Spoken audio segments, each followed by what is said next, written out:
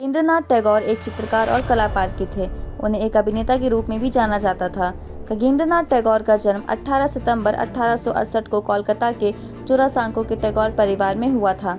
अपनी अपार संपत्ति के लिए प्रसिद्ध इस परिवार ने कला और संस्कृति को संरक्षण दिया। खगेंद्रनाथ ने केवल 14 साल की उम्र में अपने पिता को खो दिया और इस तरह उनकी औपचारिक शिक्षा अचानक समाप्त हो गई। इसके बजाय उसे जमींदारी का बोझ उठाना था और परिवार के मुख्य के रूप में सामाजिक जिम्मेदारियों को निभाना था। उन्हें भारतीय और पश्चिमी साहित्य से बहुत प्रेम था। खगेंद्रनाथ ने कोई औपचारिक शिक्षा नहीं प्राप्त की, लेकिन जल रंगवादी हरिनारायण बंदोपाध्याय के तहत प्रशिक्षित किया।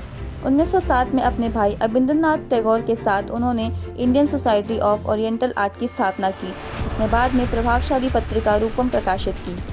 1906 और 1910 के बीच कलाकार ने जापानी ब्रश तकनीकों और सुदूर पूर्वी कला के प्रभाव का अध्ययन और आत्मसात किया, जैसा कि रविंद्रनाथ टैगोर की आत्मकथा जीवन स्मृति के लिए उनके चित्रों द्वारा प्रदर्शित किया गया था। उन्होंने अपनी चैतन्य और तीव्र श्रृंखला में अपना दृष्टिकोण विकसित किया। खगेंद्रनाथ ने अंततः बंगाल स्कूल के पुनरुत्थानवाद को त्याग दिया और कैरिकेचर लिया। आधुनिक समीक्षा 1917 में उनके कई कार्टून प्रकाशित किए गए। 1917 के बाद से उनके व्यंग्यपूर्ण लिथोग्राफ पुस्तकों की एक श्रृंखला में दिखाई दिए, जिनमें play of opposites, realism of the absurds और रिफॉर्म स्क्रीम्स शामिल हैं। एक अभिनेता के रूप में खगेंद्रनाथ भी एक बेहतरीन कलाकार थे। उन्होंने 1916 में जोरासांको के विचित्र हॉल में रविंद्रनाथ के नाटक फाल्गुनी का मंचन किया और खुद राजा की भूमिका निभाई। एनी बेटसन ने एक अभिनेता के रूप में उनकी क्षमता के लिए उनकी बहुत प्रशंसा की। उन्होंने ऋणशोध सादरत्व नामक नाटक में सम्राट विजयादित्य की भूमिका और बैकुंठर खाता में बैकुंठ की भूमिका में सफलतापूर्वक अभिनय किया। उन्होंने मंच सजावट और सेट डिजाइनिंग में भी नवनता की छाप दिखाई। उन्होंने पोशाक और पहनावे में बदलाव लाने की कोशिश की और पहली बार तिब्बती बुकू टाइप के ओवरकोट को डिज़ाइन किया, जो रविंद्रनाथ टैगोर ने अपने बुढ़ापे में पहना था।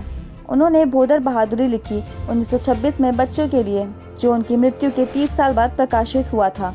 विभिन्न रूपों में उनके संरक्षण में वांगे साहित्य परिषद को लाभ हुआ था।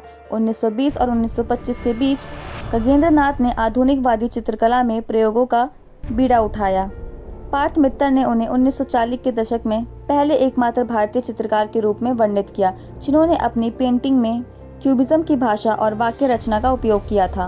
1925 के बाद से कलाकार ने एक जटिल पोस्ट क्यूबिस्ट शैली विकसित की। फिलहाल के लिए बस इतना ही। बाकी अन्य सही बड़ी खबरों को जानने के लिए देखते रहिए न्यूज़ साइट। धन्यवाद।